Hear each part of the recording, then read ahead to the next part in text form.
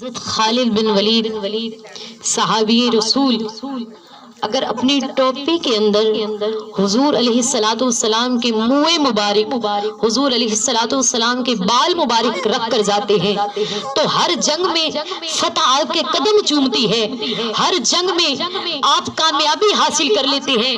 وہ اس لیے فقط کہ آپ کی ٹوپی کے اندر حضور علیہ السلام کے منہ مبارک، بال مبارک ہیں۔ اگر حضور علیہ السلام کے بال مبارک کی یہ شان ہے تو حضور علیہ السلام کے ذکر مبارک کی کیا شان ہوگی؟ جس گھر میں ہر وقت صبح شام رات کو ہر وقت کریم لجپال آقا کا ذکر ہو رہا ہو، اور جہاں پہ کریم لجپال آقا کی ذات پر ہر وقت درود و سلام کے نذرانے پیش کیے جائیں، اس میرے آقا کی شان دیکھیے۔ اگر ایک بال کی یہ برکت ہے تو حضور علیہ السلام کی ذات اقدس پر جو درود پاک پڑھا جا رہا ہے اس کی شان کا عالم کیا ہوگا۔ اور آپ کو واقعہ بتاتی چلوں، حضرت سیدنا شیخ شبلی رحمت اللہ علیہ، درود پاک کی فضیلت، حضرت سیدنا شیخ شبلی رحمت اللہ علیہ، آپ کا ہمسایہ فوت ہو گیا، ہمسایہ آپ کا فوت ہو گیا، اور آپ نے اپنے ہمسائے سے پوچھا، خواب میں اس ہمسائے کی زیارت ہوئی، اس ہمسائے کو خواب میں دیکھا اور پوچھا کہ اے میرے دوست، اللہ کی ذات نے تیرے ساتھ کیا سلوک کیا؟ کہتا ہے کہ جب مرنے کے بعد قبر میں اتارا گیا، منکر نکیرین آ گئے، جب قبر میں اتارا گیا نکیرین آ گئے، انہوں نے آ کر سوال کرنا شروع کیا تو میں گھبرا گیا۔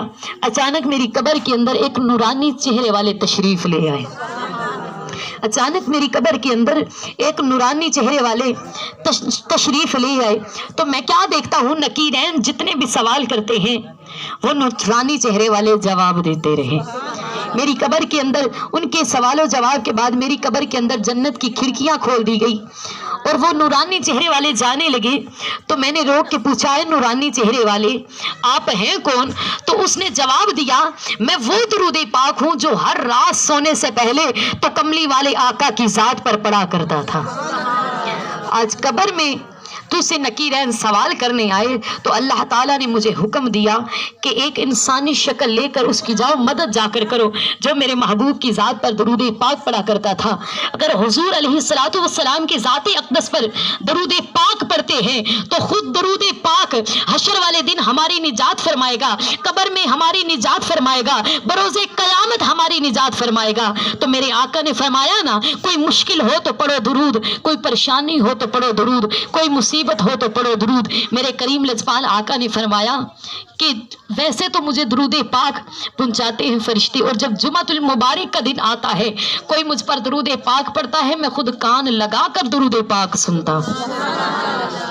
تو آپ کو مبارک ہو کہ آج جمعۃ المبارک کا دن ہے اور ہم حضور علیہ السلام کی بارگاہ میں درود پاک کے ہدیے پیش کرنے کے لیے جمع ہوئے۔ اللہ کے پیارے حبیب نے ہمیں ایک بار پھر اپنے پیارے محبوب کا ذکر کرنے کے لیے پسند فرمایا، ہم سب کو جمع کیا۔ تو آپ کو بتاتی چلوں، حضور علیہ السلام اپنے صحابہ کرام کے درمیان موجود ہیں۔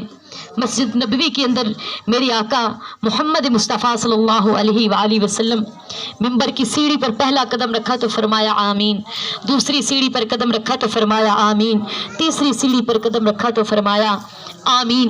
صحابہ کرام نے عرض کی، یا رسول اللہ صلی اللہ تعالی علیہ وآلہ وسلم، اے کملی والے آقا، فدا کا امی و ابی، ہمارے ماں باپ آپ پر قربان، یا رسول اللہ کسی نے کوئی کلام تو نہیں کیا؟ آپ نے 3 بار فرمایا آمین۔ یا رسول اللہ فرمائیے کیا وجہ ہے؟ کریم لجپال آقا نے فرمایا، جب میں نے پہلی سیڑھی پر قدم رکھا اللہ کے فرشتے جبرائیل امین علیہ السلام وہی لے کر نازل ہوئے۔ عرض کی، یا رسول اللہ صلی اللہ علیہ وآلہ وسلم، میرا رب فرماتا ہے اگر جس کی زندگی میں رمضان شریف آیا، اس نے رمضان شریف کے اندر عبادت کر کے اپنے آپ کو بخشوا نہ لیا تو وہ جہنمی ہے۔ میں نے فرمایا آمین۔ دوسری دفعہ جبرائیل امین علیہ السلام نے عرض کی، یا رسول اللہ میرا رب فرماتا ہے اگر کسی کے سامنے آپ محمد مصطفیٰ صلی اللہ علیہ وآلہ وسلم کا نام لیا گیا، وہ یا رسول اللہ وہ آپ کی ذات پر درود و سلام کے ہدیے نہ پیش کرے تو وہ بھی سب سے بڑا بخیل اور جہنمی ہے۔ میں نے پھر فرمایا آمین۔ تیسری بار کملی والے آقا نے فرمایا کہ حضرت جبرائیل امین علیہ السلام وہی لے کر نازل ہوئے۔ عرض کی یا رسول اللہ صلی اللہ علیہ وآلہ وسلم، میرا رب فرماتا ہے کہ کسی کی زندگی کے اندر اس کے ماں باپ بڑھاپے کو پہنچ جائیں، وہ اپنے ماں باپ کی خدمت کر کے اپنے آپ کو بخشوا نہ لے، وہ بھی بہت بڑا جہنمی ہے۔ استغفر اللہ نعوذ باللہ۔ میں نے پھر فرمایا آمین۔ پتہ چلا کہ ماں باپ کی خدمت نہ کرنے والا، ماں باپ کو اپنی زندگی کے اندر پا کر ان کی خدمت نہ کرنے والا، رمضان شریف کے مہینے کو اپنی زندگی کے اندر پا کر اس میں عبادت نہ کرنے والا، اور کملی والے آقا کا نام جب لیا جائے محمد صلی اللہ علیہ وآلہ وسلم، اور میرے کملی والے آقا کا نام سن کر آپ کی ذات پر درود پاک نہ پڑھنے والا جہنمی ہے، اور اس پر آمین فرمانے والے اللہ کے پیارے حبیب ہیں۔ استغفر اللہ نعوذ باللہ۔ ہمیں چاہیے وہ اس پر جہنمی ہونے پر استغفر اللہ بولا۔ اللہ تعالیٰ ہمیں توفیق دے ہم اپنے والدین کی خدمت کریں۔ اللہ تعالیٰ اپنے پیارے حبیب کے صدقے ہمیں رمضان شریف کے اندر زیادہ سے زیادہ عبادت کرنے والا بنائے، ہمیں اپنے والدین کا اللہ تعالیٰ خدمت گزار بنائے۔ اللہ تعالیٰ ہمیں کریم لذبار آقا محمد مصطفیٰ صلی اللہ علیہ وآلہ وسلم کی ذات پر درود و سلام کے نذرانے زیادہ سے زیادہ پیش کرنے کی توفیق عطا فرمائے۔ جہاں کملی والے آقا کا نام سنیں وہاں پر درود و سلام کی بے ساختہ ہماری زبان پر کلمات جاری ہو جائیں۔ اللہ تعالیٰ ہمیں حضور علیہ الصلوۃ والسلام کی ذات اقدس پر درود و سلام پڑھنے کی توفیق عطا فرمائے۔ اور میں نے آیت مبارکہ پڑھی ہے جس کا ترجمہ ہے کہ بے شک جو اللہ والے ہیں انہیں نہ کوئی خوف ہے اور نہ کوئی ڈر ہے، وہ اس لیے کہ اللہ تعالیٰ ان کا ہو گیا اور وہ خدا کے ہو گئے۔ جب بندہ خدا کا ہو جاتا ہے نا، پھر کسی چیز کا ڈر یا خوف نہیں رہتا، کیونکہ نگاہ ولی میں وہ تاثیر دیکھی بدلتی ہزاروں کی تقدیر دیکھی۔ اور اللہ والوں کا ذکر اللہ تعالیٰ نے قرآن پاک میں بھی ارشاد فرمایا، جو کہ پہلے میں آیت مبارکہ پڑھ چکی ہوں۔ تو آئیے آپ کو بتاؤں کہ اللہ والوں کے صدقے، اللہ والے ہیں جو ہمیں اللہ سے ملا دیتے ہیں۔ یہ اللہ کیے جانے سے اللہ نہ ملے گا، یہ اللہ والے ہیں جو اللہ سے ملا دیتے ہیں۔ اصحاب کہف کا قصہ قرآن پاک کے اندر موجود ہے۔ اصحاب کہف کا قصہ قرآن پاک کے اندر موجود ہے کہ آپ قرآن پاک کو کھولیں، اسے پڑھیں ترجمے کے ساتھ، تفسیر کے ساتھ، آپ کو پتہ چلے گا کہ اصحاب کہف کے ساتھ جو ایک کتا چلا، دقیانوس کے لوگوں نے جب تنگ کرنا چاہا تو اصحاب کہف وہاں سے چلے ایک غار کے اندر پناہ لینے کے لیے۔ جب ایک غار کے اندر پناہ لینے کے لیے چلے تو ان کے ساتھ ایک کتا بھی چل پڑا۔ انہوں نے کتے کو روکنا چاہا، لیکن کتے نے کہا کہ میں وہ کتا نہیں جو بھونکوں، میں بھونکنے والوں میں سے نہیں، وہ اور ہیں جو بھونکتے ہیں، وہ اور ہیں جو بھونکتے ہیں۔ اللہ تعالیٰ نے قرآن پاک کے اندر اس کتے کا بھی ذکر فرمایا کہ جب وہ اصحاب کہف کے ساتھ وہ کتا چل کر اصحاب کہف غار کے اندر گئے اور وہ کتا غار کے دروازے پر اپنی کلائیاں پھیلا کر بیٹھ گیا، تو اللہ تعالیٰ نے اس کتے کی کلائیاں پھیلانے کا بھی ذکر قرآن پاک میں کر دیا، اور وہ کتا انسانی شکل لے کر جنت میں جائے گا۔ وہ اس کتے کو کیوں جنت میں جگہ دی جا رہی ہے انسانی شکل دے کر؟ وہ اس لیے کہ اسے اصحاب کہف کی نسبت ہو گئی ہے، وہ اللہ والوں کے در پہ بیٹھ گیا ہے۔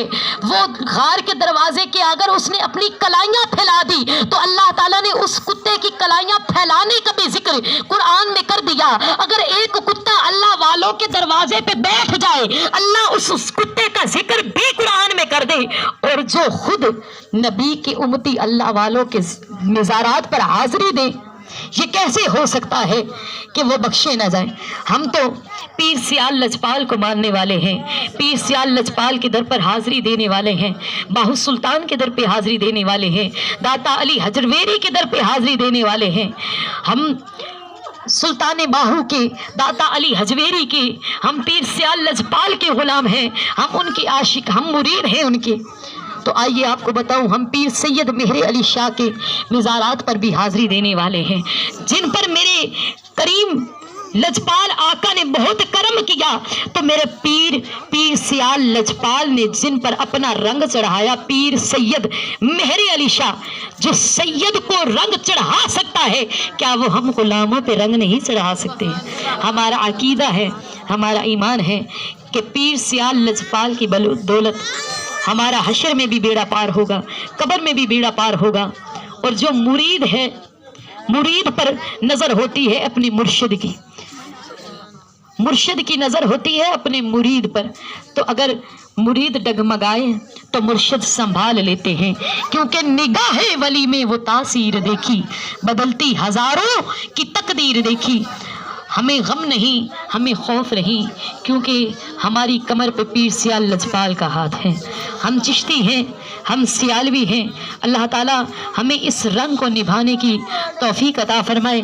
اللہ تعالیٰ اس ذکر پاک کا صدقہ ہم سب کو روزہ رسول اللہ کی بعد حاضری نصیب عطا فرمائے۔ تو پھر عشق والے کیا عرض کرتے ہیں کہ اللہ والے آندے نیڑے نیڑے آتے ہم تیرے موک جان گے۔ جو اللہ والوں کو مانتے ہیں وہ ہاتھ اٹھا کے مل کے کہہ دیں، اللہ والے آندے نیڑے نیڑے آتے ہم تیرے موک جان گے، اللہ والے آندے نیڑے نیڑے آتے ہم تیرے، ایسے نہیں بلند آواز سے کہہ دیں، اللہ والے آندے نیڑے نیڑے آتے ہم تیرے موک جان گے، بس اللہ اللہ میری تو پکاتے ہم تیرے موک جان گے۔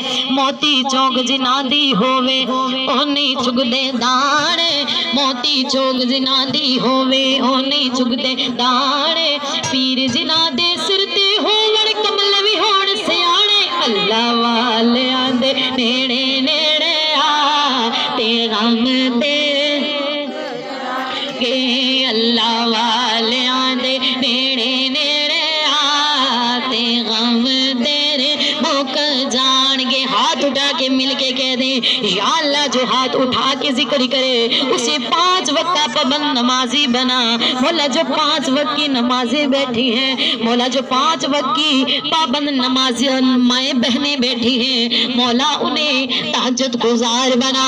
مولا جو تہجد گزار ہے وہ گھر جا کے سوئے، کملی والے آقا کا دیدار نصیب عطا فرما۔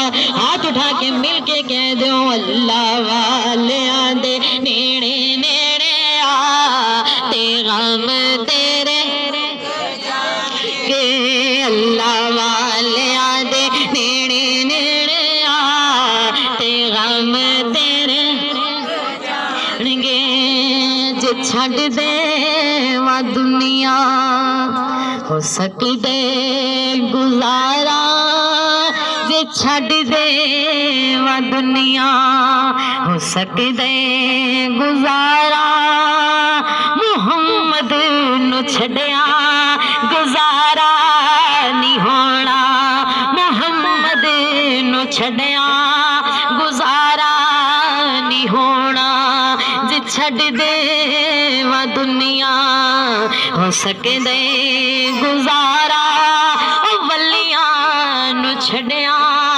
گزارا نہیں ہونا، مل کے کہہ دے ولیاں نو چھڈیا گزارا نہیں ہونا، او سیالا نو چھڈیا گزارا نہیں ہونا، لجپالا نو چھڈیا گزارا نہیں ہونا۔